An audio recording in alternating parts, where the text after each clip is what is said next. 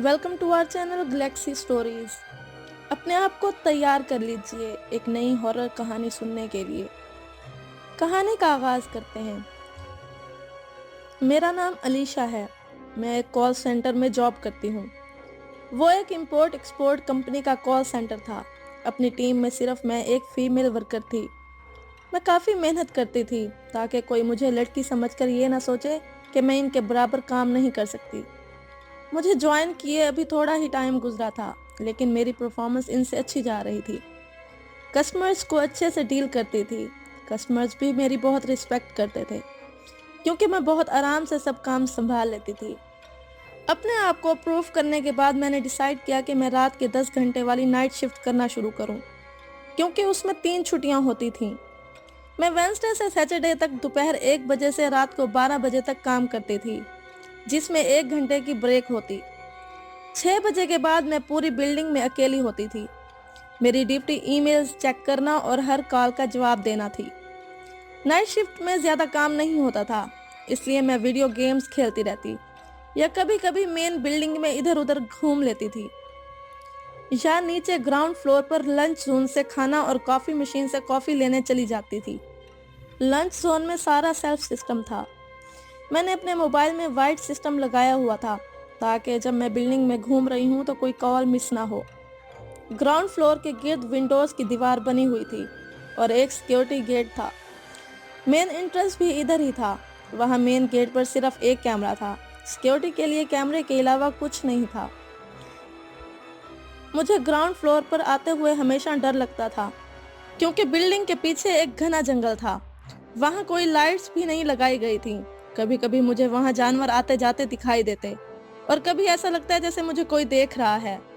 میری ہمیشہ کوشش ہوتی کہ میں جلدی سے کافی یا کھانے کے لیے کچھ لوں اور جلدی سے واپس چلی جاؤں۔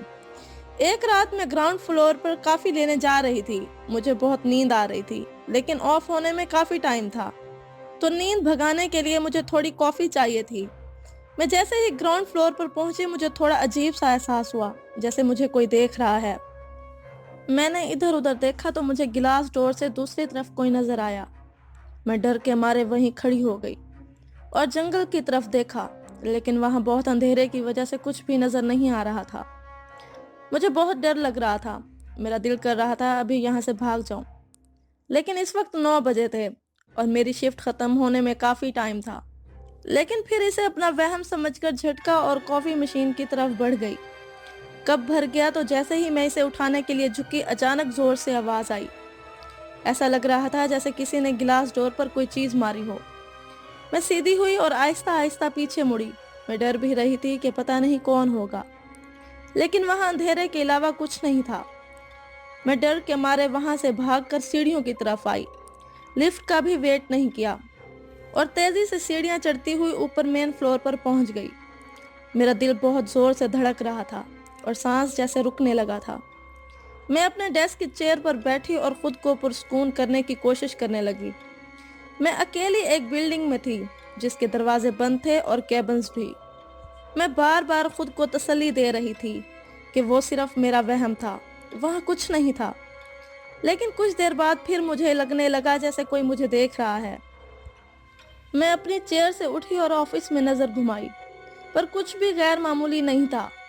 پھر میں نے بلڈنگ کے فرنٹ کی طرف دیکھا تو وہیں خوف سے سٹل ہو گئی۔ وہاں پہلے دروازے کے باہر ایک پتلا، لمبا اور عجیب سا آدمی کھڑا تھا۔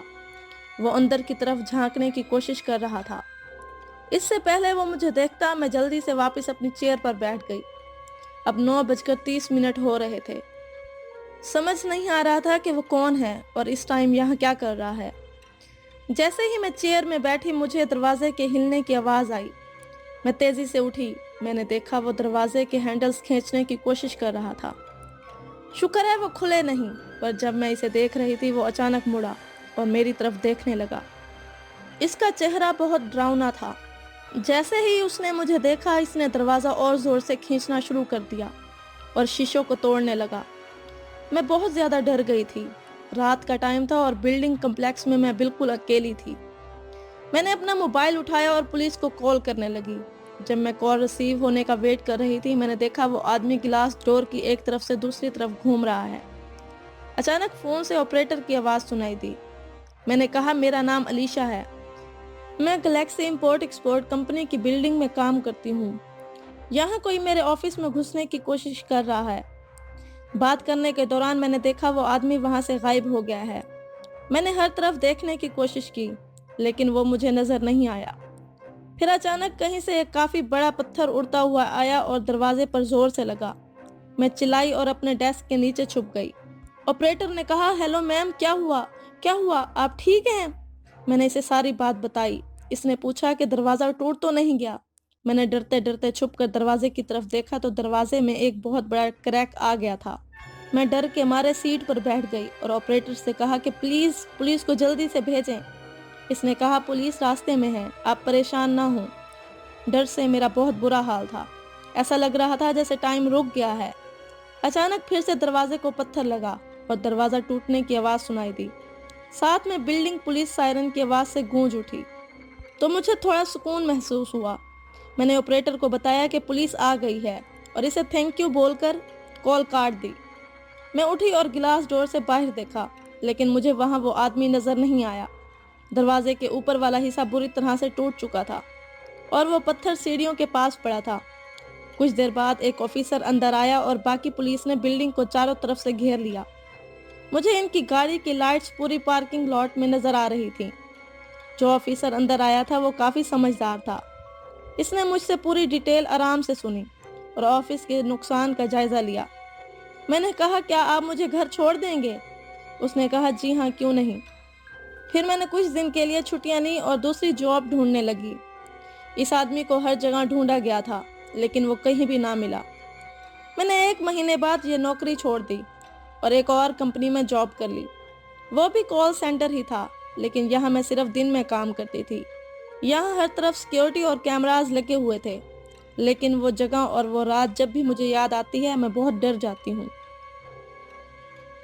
اگر آپ کے پاس بھی اچھی خوفناک کہانیاں ہیں اور آپ انہیں سب لوگوں تک پہنچانا چاہتے ہیں تو ہمیں ہمارے جی میل یا واٹس ایپ نمبر پر اپنی کہانی بھیجیں اور ہم سب لوگوں کو آپ کی بھیجی گئی کہانی سنائیں گے آپ کے نام کے ساتھ۔